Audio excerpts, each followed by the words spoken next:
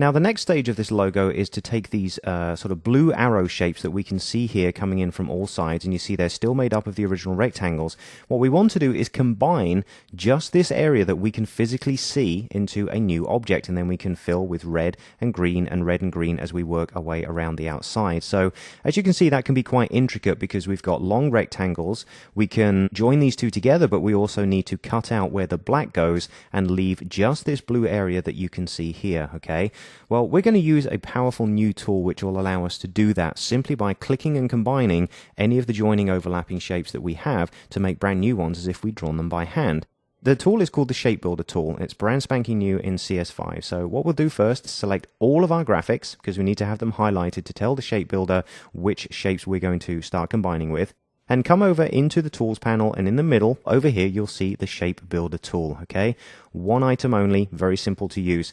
All we need to do is if you hover over an area, you'll see it becomes somewhat selected and has a small plus sign with it that tells us that we're going to add this shape to something else, all right?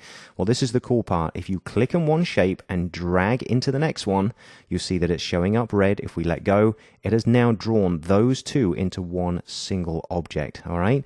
Whilst that's still selected, we could just then click from this one and go into this one.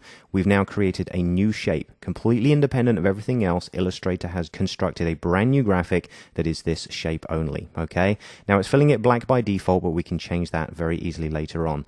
Now here's the other cool thing. If we don't have to go down and do it these two and then these two, if we can see across all three shapes, why not click and drag across all three shapes and build it immediately? This tool is such fun, it's incredible. So I'm going to work my way around this shape and do exactly the same function so we can combine only the areas that we see into brand new shapes. Remember, everything else that's underneath, that's staying exactly where it is. We're building new objects here. This is very cool indeed.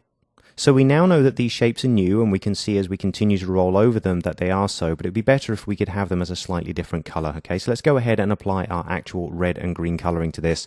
Let's go back to the main selection tool and just deselect for a second. Then let's get our eyedropper tool. Remember, I is your keyboard shortcut, and we'll choose flag red to start with, okay? So remember to hold down the Option key, that's Alt on Windows, and once you've got the eyedropper color selected, the Option key is going to apply it to the object that we roll over and click on, okay? So let's do it here with one of our arrow shapes, and you see that's now perfectly filling in. Let's skip the next one and do the one after that because we're basically going to alternate between red and green. So every other one here, there'll be 4 in total. Perfect. Then let's go over to flag green. Once again, hold down your Option key and apply it to the other intermediate shapes. Okay, so another 4 there, and that gives us most of our artwork.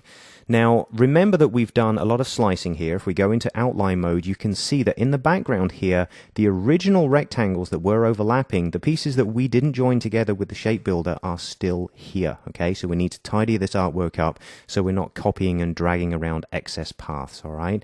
So what we'll do, let's go ahead and select our red shape here and our green. In fact, work our way all the way around the outside.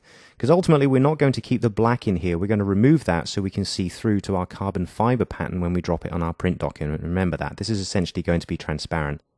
What we can do is also hold down the Shift key and select our white central object. So all we're doing here now is selecting the elements that we wish to keep. Everything else we want to get rid of, all right? So now go up to the Select menu and go down to Inverse, and that'll select everything underneath and our original black object. What you can do now is simply delete them, and we're left now with the final graphics of our logo.